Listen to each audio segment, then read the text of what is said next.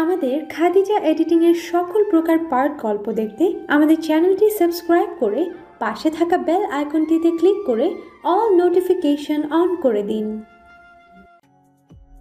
সোহা হঠাৎই দাঁড়িয়ে গেল। তার বিয়ে মানে? তৌসিফ কি ওই ভার্সিটির লেকচারারের সাথে তার সত্যিই বিয়ে দিবে? কফি হাতে রুমে ঢুকে তৌসিফের হাতে এক কাপ দিয়ে নিজের চা নিয়ে বারান্দায় চলে যায় পৌষ। তার ভালো লাগে জায়গাটা। তৌসিফও পিছু পিছু চলে এসেছে এখানে। পৌষ তখন রাস্তার দিকে তাকিয়ে আছে। ঘাটের পাশেই রাস্তা, একদম কাঁচা রাস্তা। সেখানেই দুটো গরু ছেড়ে রেখেছে কেউ। তারা ঘাসে মুখ ডুবিয়ে খাচ্ছে। আচমকায় পেছন থেকে ওকে জড়িয়ে ধরে তৌসিফ। পৌষ মৃদু কেঁপে উঠল, হালকা স্বরে বলল, যদি চা পড়ে যেত? যেত না, আমি আছি তো। পৌষ ছাড়ালো না, আর তৌসিফও ছাড়লো না। তৌসিফ ধীরে বলল, কি দেখো? এই পুকুর ঘাটটা ভালো লাগতো আমার আগে থেকেই। রাস্তা থেকে তাকিয়ে দেখতাম, অথচ এখন কত কাছে। এত ভালো লাগে? এখানে পা ডুবিয়ে বসলে মজা লাগবে। আর ওই নৌকাটা কি চলে? চলে তো। আমি উঠলে আপনি বকবেন? খুব। কেন? সন্ধ্যার সময় ওখানে যাবে না? কাল ওভাবে কেন আচরণ করলেন? একদিন বলবো। নৌকায় উঠতে চাই। বুড়িগঙ্গা করবে নাকি পদ্মা? এই পুকুর। পৌষ রাত। প্লিজ। আচ্ছা। পৌষ লাফিয়ে উঠতে নিলেই ওর কাঁধে চুমু দেয় তৌসিফ। জানায়, আজ রাতে তোমায় নিয়ে বের হব। ফ্রেন্ডরা থাকবে। কোথায়? এক ফ্রেন্ডের নতুন শোরুম উদ্বোধন করছে, তার পার্টি। ও, আমি যাব না। কেন? পৌষ চায়ে চুমুক দিল, জানালো, ওইসব বড়লোক পার্টি আমার পছন্দ না, ফালতু লাগে। আমি থাকবো তো হানি। নো। ইয়া। না বলেছ। একদম ওকে থামিয়ে দিল তৌসিফ। পৌষ বুকে ধাক্কা দিয়ে সরিয়ে ওয়াক ওয়াক করে উঠল। ঠোঁট মুছতে মুছতে বলল, কফি খেয়ে মুখ তিতা করে এখন আমার মুখও তিতা করে দিয়েছেন। খারাপ লোক একটা। বলেই চায়ে চুমুক দিল। পৌষ অবাকই হলো। কফি এতটাই তেতো করে তৌসিফ খায় যে ওর মুখ এখনো এতটা তেতো হয়ে আছে। এদিকে চাপা হাসছে তৌসিফ, যা দেখে রেগে যায় পৌষ। হানি, হানি। এক প্রকার চাপা স্বরে ধমকে পৌষকে ডাকছে তৌসিফ। পৌষকে ড্রপ করে তৌসিফ যাবে সাইডে। আজ মিটিং আছে তার দুটো, কিন্তু পৌষের আসার নামগন্ধ নেই। তৌসিফ মোজা পায়ে ড্রয়িং রুমে চপ্পল পরে বসে আছে। এর মধ্যে মাথায় হিজাব পেঁচিয়ে মাস্ক আর ব্যাগ হাতে বেরিয়ে এলো পৌষ। চোখ তুলে যেই না তৌসিফ ডাকবে অমনি খেয়াল করলো পৌষকে। লম্বা একটা গোড়ালি পর্যন্ত সুতির গাউন পরা পৌষ তৌসিফই এনেছিল। সাদা গাউনটার মাঝে কমলা রঙের বড় এক ফুল করা। হাতের কাজ করাতে সাধারণ দেখতে গাউনটার চড়া দাম নিয়েছে। কমলা রং একজনের কাছে বিষাক্ত ছিল, কেন জানি সহ্যই হতো না। এটা পরলে নাকি মেয়ে মেয়ে লাগে। কিন্তু জীবনে প্রথম তৌসিফের মনে হয়েছিল এই রংটা ওর তোতা পাখির ওপর ভালো মানাবে, আর হলো কিন্তু তাই।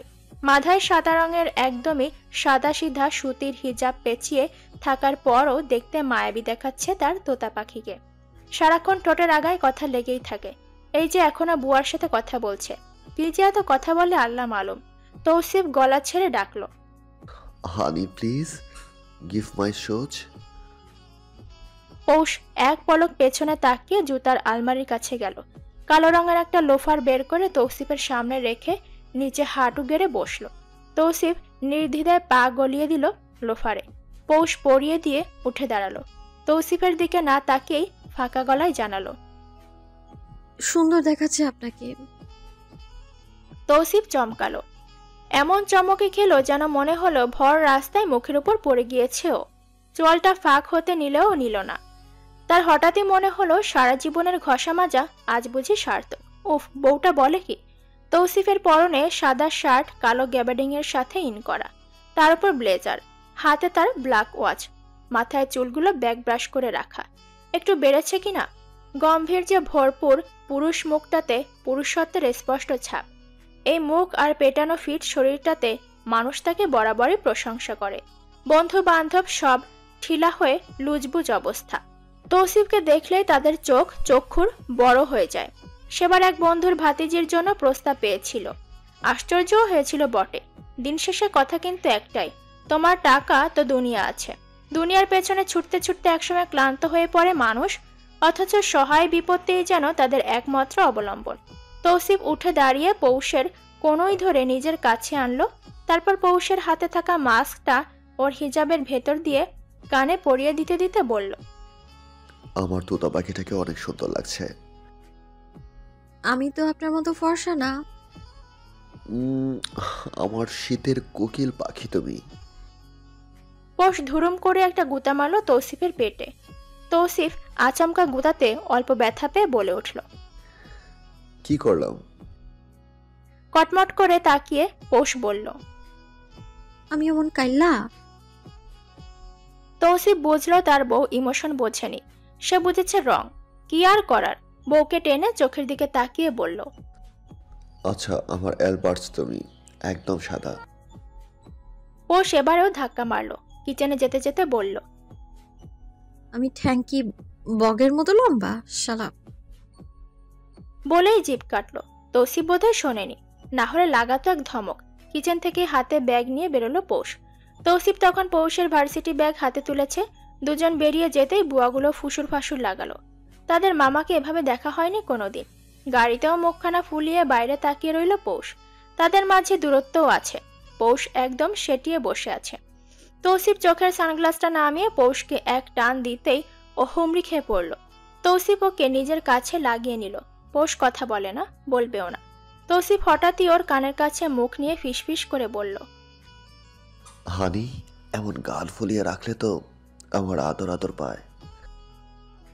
পৌষও ফিসফিস করে বলল, সমস্যা কি তাহলে? আমাকে নামিয়ে দিন, এরপর ড্রাইভারকে আদর করুন। কি? জোরে ধমক দিল তৌসিফ। পৌষ হু হা করে হেসে উঠল। হাসতে হাসতে হেলে পড়ল যেন। তৌসিফ তাকিয়ে রইল ওর পানে। এই মেয়ে এত পাজি।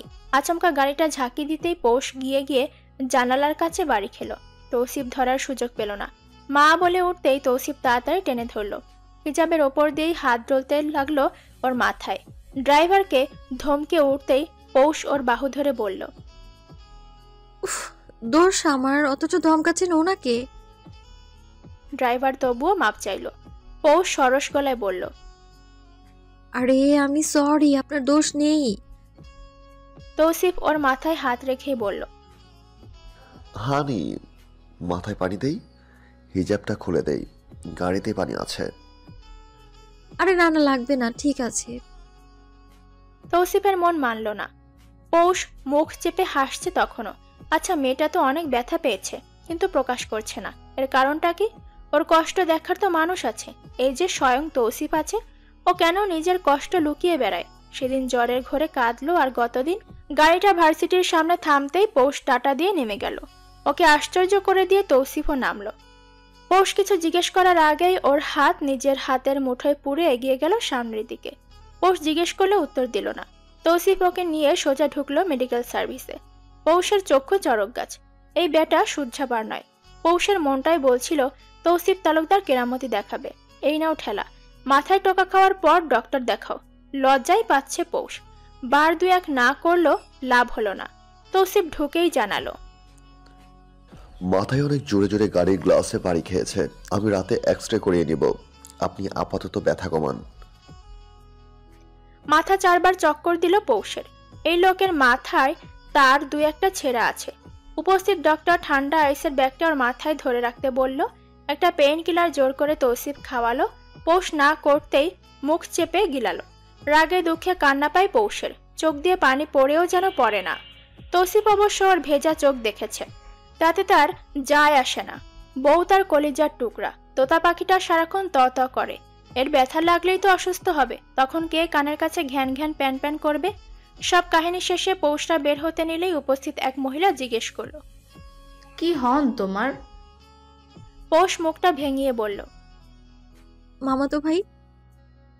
তৌসিফ চোখ এমনভাবে রাঙালো যে পৌষের ভেতরের ছোট্ট কলিজাটা ধরফর করতে লাগলো। বলদের মতো হেসে পৌষ বলে উঠল। হ্যাঁ হ্যাঁ, জামাই লাগে।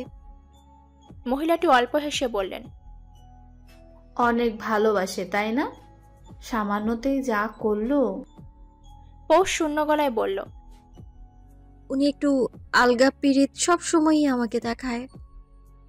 তৌসিফ এবার দাঁড়ালো না, টানতে টানতে বাইরে আনলো পৌষকে। পৌষ খিলখিল করে হাসছে তখন। পেছনে মহিলাটাও হাসলেন। মেয়েটা চঞ্চল। তৌসিফ গাড়িতে উঠতেই পৌষ জানালার ফাঁক দিয়ে ডাকলো, ও জামাই। চকিত দৃষ্টি ফেলে তাকালো তৌসিফ। এই মেয়ে একটা বাদর। পৌষ জানালা দিয়ে মাথা ভেতরে ঢুকিয়ে বলল, কি? সোজা ক্লাসে যাবে, নিতে আসবো। যাব না। কি করবে তাহলে? বটতলায় প্রেম করব। এক চটকানা লাগাবো গালে, মাথা ঠিক হয়ে যাবে। মাথার নাট বল্টু খুলে গিয়েছে আগেই। তৌসিফ কপালে হাত বুলিয়ে শান্ত স্বরে বলল, হানি, কি চাই বলো? সামনের সিটে লাঞ্চ দিয়েছি, ওই ব্যাগে আছে, খেয়ে নেবেন, ঠিক আছে? অবাক হয়ে তৌসিফ জিজ্ঞেস করলো, কেন? আসলে আমার পাতানো জামাই দুপুরে বাইরে খায়, তাই তার জন্য রান্না করেছি। তাকে খাওয়ানোর দায়িত্ব আপনার, কি পারবেন না? তৌসিফ হেসে মাথা নাড়ালো। পৌষ মাথা বের করে ড্রাইভারের সামনে সিটি বাজাতেই ড্রাইভার তাকালো। পৌষ ভেটকি দিয়ে বলল, আমার জামাইকে ভালো মতো পৌঁছে দেবেন। জি জি। ড্রাইভার বিব্রত। তৌসিফের গাল থেকে হাসি সরছে না। ও হাত নেড়ে বিদায় দিল পৌষকে। পৌষ ঢুকতেই তৌসিফের গাড়িও চলতে লাগলো। অনুভূতিগুলো এলোমেলো। তা গোছাতে বসলো তৌসিফ। সত্যিই এলোমেলো এক অনুভূতি। এই মেয়ে ওকে জাদু করেছে। এভাবে বাসা থেকে ছোট থাকাকালীন মা টিফিন দিত। মা নেই, যত্নও নেই। পিয়াসী কখনো এতটা ভাবত না। কতদিন গেল তৌসিফ না খেয়ে অফিস করলো। না সময় ছিল, না ছিল বাইরের খাবার খাওয়ার ইচ্ছে। দুপুর 3টা নাগাদ মিটিং শেষ হলো। তৌসিফের আজ ক্ষুধা লেগেছে, সাথে তারাও আছে। বউ টিফিন দিয়েছে।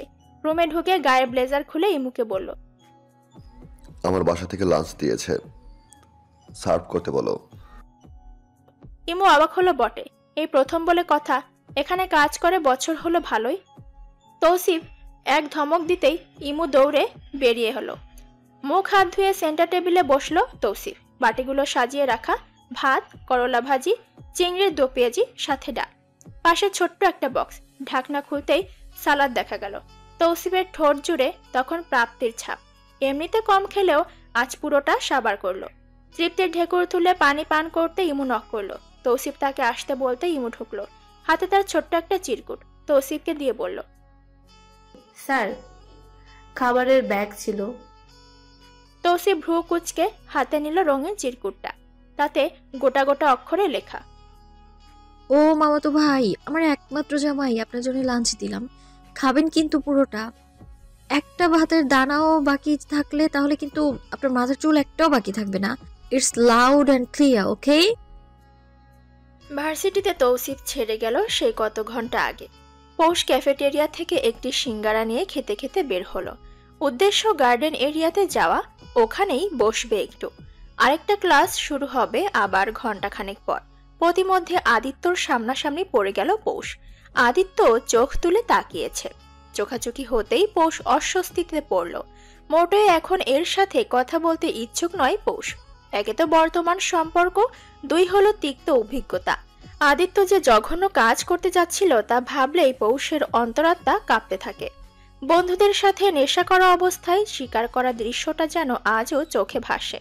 পৌষ যথাসম্ভব সাইড কেটে যেতে নিলেই আদিত্য হঠাৎ ডাকলো, পুষি। পৌষ ঘুরে দাঁড়ালো শটান হয়ে। সম্মুখে আদিত্য। পৌষের দৃষ্টি তখন শক্ত, চোয়ালে দাঁত কামড়ে আছে। আদিত্য কিছু বলার আগেই পৌষ বলে উঠল, don't call me that. Aditya সহজ গলায় বলল, সিনিয়র তোমার আমি। জানি, সম্মান বজায় রাখুন আপনি, আমিও রাখবো। ইট মারবেন তো পাটকেল আমিও মারবো, দূরে থাকবেন আমার থেকে। বলেই পেছন ফিরে যেতে নিল, অমনি শোনা গেল আদিত্যের গলা, দেশের বাইরে চলে যাচ্ছে তো, একটু কথা ছিল তোমার সাথে।